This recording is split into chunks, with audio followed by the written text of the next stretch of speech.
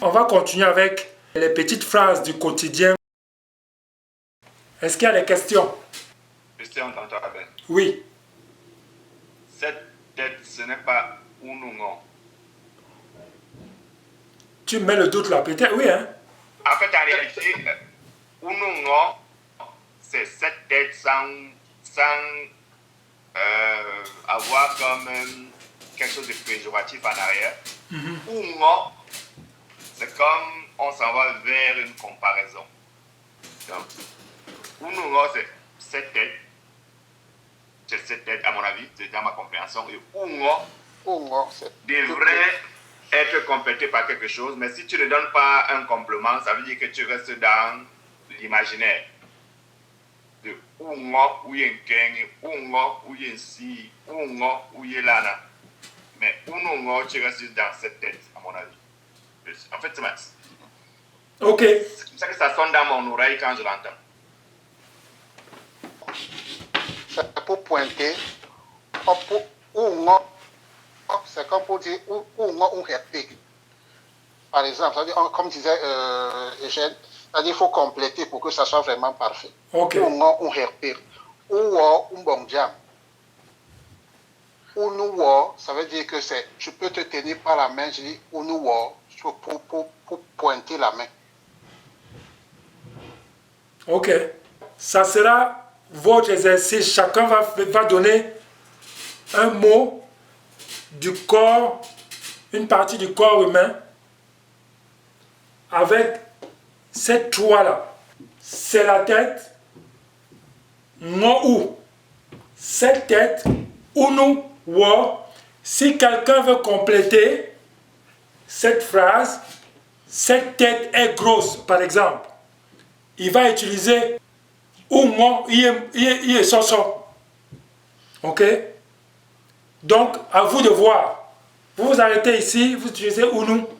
Si vous voulez continuer, vous dites Ungo, ie soso. C'est le dos. Mbous ini. Ce dos. Ini mbous. Voici le dos. Mbous. Mbousi. Ok. J'ai apporté plus de complications. Non, c'est pas ça. Parce que la dernière fois, on avait parlé de ça, effectivement. Ok. Moi, le ou et le i, pour moi, on pouvait utiliser les deux. Ok? Ok. En fonction de. Ok? Mais on s'était dit à un moment donné que peut-être que le ou est beaucoup plus approprié parce que le ou, les parties du corps, on va assimiler ça à quelqu'un. Mais effectivement, il y a des parties du corps où ça ne marche pas. Le ou ne marche pas. C'est comme le menton, ça ne marche pas. Oui, jazz. Tu vois? C'est pour ça que je disais que peut-être qu'on utilise les deux en fonction de la partie du corps. Oui. Je vais commencer comme c'est structuré. C'est la tête, je vais dire c'est la maman. Je vais dire ininu. Cette tête, pour dire c'est maman, je vais dire ininu. Ininunu. Et puis voici la tête. Donc voici la maman. Je vais dire ininunu. Ok. Donc vous avez remarqué les enfants, quand on parle des personnes, on n'utilise pas ou, mais on utilise nous. Ok? Quand c'est des parties du corps ou les objets ou d'autres choses, on utilise ou. Très bien, Alphonse, merci. Maman dit, c'est le nez, Jol ou. Le nez, ce nez, Unu Jol. Voici le nez, Jol Unu. Ok, ici, il y a une petite différence. C'est très bien d'avoir pris ça comme exemple. C'est le nez.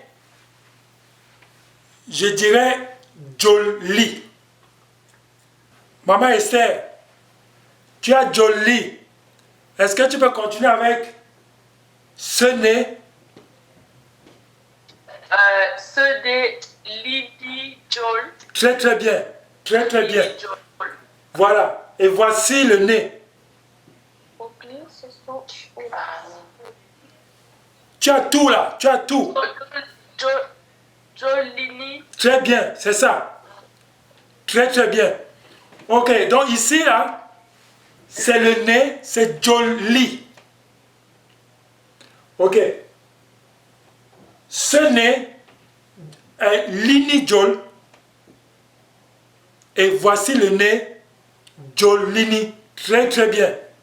Donc les mots avec J, faites attention. Ayane. C'est l'oreille. Ou cette oreille. Unu o. Voici l'oreille. O unu. Très très bien, Ayane. Ok, Alice. C'est papa. Tanou. Voici papa. Tanou. Ce papa. Nounouta. Très très bien. Nounouta, ce papa. Ok. Je voudrais que quelqu'un me donne l'exemple avec le menton. En bas ça veut dire jazz. Qui me forme ces trois phrases avec jazz, qui veut dire le menton. Ah, Zoé? Jasly.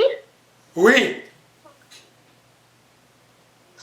Lini Jas. Jaslini. Ok, très bien. C'est ça. Maman avait tout dit tout à l'heure. Donc les mots avec J là, généralement c'est li. Ok? Jazz, Lini. Voici le menton. Lini Jazz, ce menton. Et Jasly, c'est le menton. Ok. Sandy là. Bye. Sondila.